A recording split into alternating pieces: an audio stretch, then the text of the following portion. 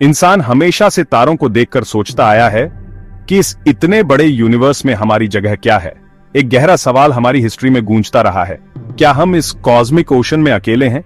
यही एक सवाल हमारी क्यूरियोसिटी को जगाता है और एक्सप्लोर करने की हमारी जबरदस्त इच्छा को आगे बढ़ाता है। हम जानना चाहते हैं कि अर्थ के बाहर लाइफ है या नहीं, और यह सर्च इंसानियत के लिए सबसे एक्साइटिंग एडवेंचर्स में से एक है। प्लैनेटरी एक्सप्लोरेशन हमारी सेंसेस को हमारे होम वर्ल्ड से बहुत दूर तक ले जाता है। हर नई इमेज, डेटा का हर टुकड़ा हमारी नॉलेज को बढ़ाता है, जिससे हमें यूनिवर्स की कहानी को समझने में मदद मिलती है। कॉस्मिक कंपेनियंस की यह खोज एक शानदार ह्यूमन एडवेंचर है। दूर स्पेस को एक्सप्लोर करने के हमारे पहले टूल्स हैं पावरफुल टेलीस्कोप्स। ये इनक्रेडिबल इंस्ट्रूमेंट्स यूनिवर्स पर हमारी आंखों की तरह काम करते हैं, ऐसी लाइट जमा करते हैं जो मिलियंस बल्कि बिलियंस ऑफ ईयर्स से ट्रैवल कर रही है। अर्थ से या स्पेस से ये दूर के तारों को देखते हैं। हबल स्पेस टेलीस्कोप एक रेवोल्यूशनरी इंस्ट्रूमेंट रहा है जिसने बहुत ही शानदार इमेजेस दी हैं और एक्सोप्लैनेट्स को खोजने और स्टडी करने में हमारी मदद की है। अब जेम्स वेब स्पेस टेलीस्कोप या JWST ने स्टेज संभाल लिया है, जिसे इंफ्रारेड लाइट देखने और एक्सोप्लैनेट्स के एटमॉस्फेयर्स को स्टडी करने के लिए डिजाइन किया गया है। ग्राउंड बेस्ड टेलीस्कोप्स भी बहुत इंपॉर्टेंट हैं, जो चिले या हवाई जैसी जगहों पर ऊंचे पहाड़ों पर बने हैं, जहां आसमान साफ और अंधेरा होता है। ये टेलीस्कोप्स एक्सोप्लैनेट्स को खोजने के लिए क्लेवर टेक्निक्स का इस्तेमाल करते हैं, जैसे ट्रांजिट मेथड और रेडियल वेलोसिटी मेथड। ये मेथड्स हमें प्लैनेट्स खोजने में मदद करते हैं और उनके साइज और मास के बारे में बताते हैं, जो ये डिसाइड करने के लिए जरूरी है कि किन प्लैनेट्स को आगे स्टडी किया जाए। टेलीस्कोप्स के अलावा हम रोबोटिक एक्सप्लोरर्स को स्पेस में भेजते हैं। प्रोब्स, लैंडर्स और रोवर्स हमारे सोलर सिस्टम में ट्रैवल करते हैं, जिन्हें प्लैनेट्स और मून्स के करीब जाकर उन्हें जानने के लिए डिजाइन किया गया है। मार्स इन रोबोटिक मिशंस का एक प्राइमरी टारगेट है। रोवर्स जैसे क्यूरियोसिटी और परसिवियरेंस अभी उसकी सरफेस को एक्सप्लोर कर रहे हैं, ऐसे पुराने एनवायरनमेंट्स के निशान ढूंढ रहे हैं जहां लाइफ हो सकती थी। हमारे रोबोटिक एक्सप्लोरर्स बड़े प्लैनेट्स के बर्फीले मून्स तक भी जाते हैं। जुपिटर का मून यूरोपा और सैटर्न का मून एनसेलाडस खास तौर पर इंटरेस्टिंग है। साइंटिस्ट का मानना है कि इन मून्स पर लिक्विड वाटर के बड़े ओशंस हैं, जो बर्फ की मोटी परतों के नीचे छिपे हैं। ये रोबोटिक एक्सप्लोरर्स कई सोफिस्टिकेटेड इंस्ट्रूमेंट्स ले जाते हैं, जैसे high resolution cameras, spectrometers, drills और मैग्नेटोमीटर्स। जो डेटा ये कलेक्ट करते हैं उसे अर्थ पर वापस भेजा जाता है, जहां साइंटिस्ट उसे एनालाइज करते हैं, जिससे हमें इन दूर की बॉडीज पर कंडीशंस और लाइफ होने की उनकी पोटेंशियल को समझने में मदद मिलती है। हर डिस्कवरी हमें इन वर्ल्ड्स पर लाइफ की हिस्ट्री और पोटेंशियल को समझने के करीब लाती है। जब साइंटिस्ट लाइफ की सर्च करते हैं तो वे सबसे पहले हैबिटेबल एनवायरनमेंट्स ढूंढते हैं। लिक्विड वाटर को सबसे इंपॉर्टेंट इंग्रेडिएंट माना जाता है।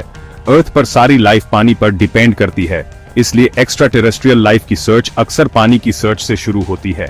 एक प्लैनेट को अपने स्टार के हैबिटेबल जोन में भी होना चाहिए, जिसे कभी कभी गोल्डीलॉक्स जोन भी कहते हैं।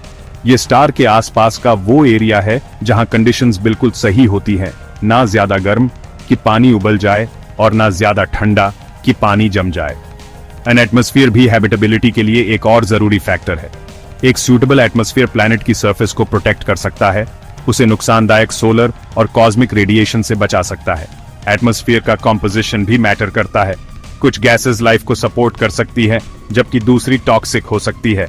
आखिर में जरूरी एलिमेंट्स का होना इंपॉर्टेंट है। जिस लाइफ को हम जानते हैं वो स्पेसिफिक केमिकल इंग्रेडिएंट्स से बनी है। कार्बन कॉम्प्लेक्स मॉलिक्यूल्स बनाने के लिए एक की एलिमेंट है।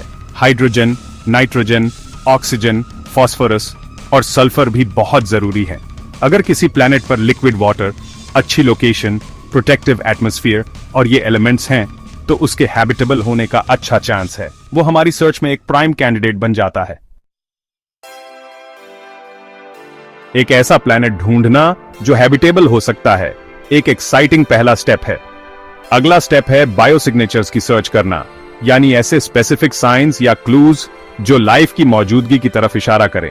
एक तरह का बायोसिग्नेचर प्लैनेट के एटमॉस्फेयर में मिल सकता है। कुछ गैसेस अगर ज्यादा मात्रा में पाई जाएं तो लाइफ का सजेशन दे सकती है। फॉर एग्जाम्पल, अर्थ के एटमॉस्फेयर में बहुत सारा ऑक्सीजन है जो प्लांट्स और एल्गे फोटोसिंथेसिस के जरिए बनाते हैं। मेथेन एक और गैस है जो बायो सिग्नेचर हो सकती है। हालांकि जियोलॉजिकल प्रोसेसेस मेथेन बना सकते हैं, लाइफ भी इसे बनाती है। मार्स जैसे प्लैनेट्स पर रोवर्स दूसरी तरह के बायो सिग्नेचर्स ढूंढते हैं, जैसे रॉक्स और सॉइल में ऑर्गेनिक मॉलिक्यूल्स। फॉसिल एविडेंस एक और पावरफुल बायो सिग्नेचर होगा। अर्थ पर हमें पुराने क्रीचर्स के फॉसिल्स मिलते हैं, डायनासोर बोन्स से लेकर माइक्रोस्कोपिक बैक्टीरिया तक। किसी दूसरे प्लैनेट पर हम वैसे ही एविडेंस मिल सकते हैं, जैसे माइक्रोफॉसिल्स या स्ट्रोमेटोलाइट्स जैसी स्ट्रक्चर। मार्स या किसी दूसरी दुनिया पर ऐसे फॉसिल्स मिलना एक्स्ट्रा टेरेस्ट्रियल लाइफ का डायरेक्ट प्रूफ होगा। लाइफ की हमारी सर्च में पहले ही कुछ बहुत एक्साइटिंग रिजल्ट्स मिले हैं। हमने दूसरे स्टार्स के चक्कर लगाते हुए हजारों एक्सोप्लैनेट्स खोजे हैं। इनमें से कई एक्सोप्लैनेट्स अपने स्टार्स के हैबिटेबल जोन्स में हैं। हमारे घर के करीब मार्स हमें लगातार इंट्रीग करता है। रोवर्स को पुराने मार्शियन मडस्टोन्स में कॉम्प्लेक्स ऑर्गेनिक मॉलिक्यूल्स मिले हैं। मार्शियन एटमॉस्फेयर में मेथेन भी डिटेक्ट हुआ है, जिसके लेवल्स मौसम के साथ बदलते हुए लगते हैं। जुपिटर और सैटर्न के बर्फीले मून्स और भी टेम्पटिंग क्लूज देते हैं। यूरोपा, जो जुपिटर का मून है, माना जाता है कि वहां खारे पानी का एक विशाल ओशन है। सैटर्न के मून एनसेलाडस में भी सरफेस के नीचे ओशन है। कसीनी स्पेसक्राफ्ट को एनसेलाडस से निकलने वाले प्लूम्स में पानी की बर्फ, सॉल्ट्स और ऑर्गेनिक मॉलिक्यूल्स मिले।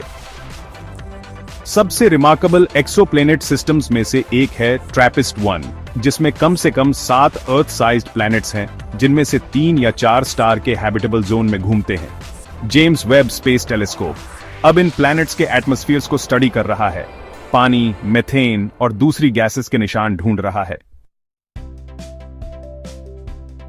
एलियन लाइफ को खोजने की क्वेस्ट स्पेस मिशंस की एक नई जेनरेशन को ड्राइव कर रही है। नासा का यूरोपा क्लिपर मिशन जल्द ही लॉन्च होने वाला है, जो जुपिटर जाकर उसके बर्फीले मून यूरोपा को स्टडी करेगा। एक और एक्साइटिंग मिशन है ड्रैगन फ्लाई, जो सैटर्न के सबसे बड़े मून टाइटन पर एक रोटरक्राफ्ट लैंडर भेजेगा। एक्सोप्लैनेट रिसर्च के लिए और भी पावरफुल टेलीस्कोप्स प्लान किए जा रहे हैं, जैसे हैबिटेबल वर्ल्ड्स ऑब्जर्वेटरी। ये फ्यूचर स्पेस टेलीस्कोप हबल और वेब का सक्सेसर होगा, जिसे अर्थ जैसे एक्सोप्लैनेट्स की डायरेक्ट इमेज लेने के लिए डिजाइन किया जाएगा। ये फ्यूचर मिशंस बहुत एडवांस्ड इंस्ट्रूमेंट्स ले जाएंगे, जैसे ज्यादा सेंसिटिव स्पेक्ट्रोमीटर्स और हायर रेजोल्यूशन कैमरास।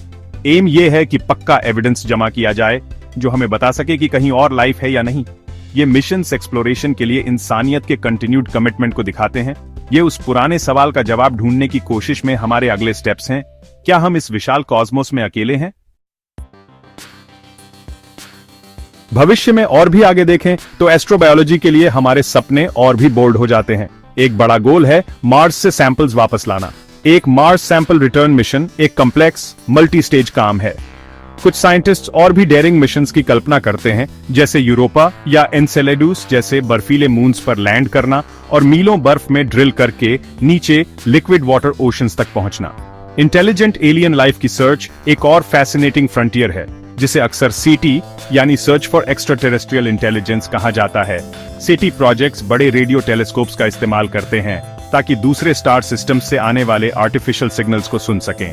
शायद एक दिन इंसान इंटरस्टेलर ट्रैवल डेवलप कर लेगा, जैसे पावरफुल लेजर से चलने वाले स्टारशॉट प्रोब्स। ये एक बहुत लॉन्ग टर्म विजन है, जिसके लिए बड़ी टेक्नोलॉजिकल ब्रेक थ्रूज की जरूरत होगी। लेकिन ये तारों तक पहुंचने और यूनिवर्स को डायरेक्टली एक्सप्लोर करने की हमारी कभी ना खत्म होने वाली डिजायर को दिखाता है। एस्ट्रोबायोलॉजी का फ्यूचर एक्साइटिंग पॉसिबिलिटीज से भरा है। अगर हमें आखिर में अर्थ के बाहर लाइफ मिल जाए तो इसका क्या मतलब होगा? भले ही वो सिंपल माइक्रोबियल लाइफ ही क्यों ना हो, ये डिस्कवरी ह्यूमन हिस्ट्री की सबसे प्रोफाउंड डिस्कवरीज में से एक होगी, जो यूनिवर्स में हमारी जगह की हमारी समझ को पूरी तरह बदल देगी।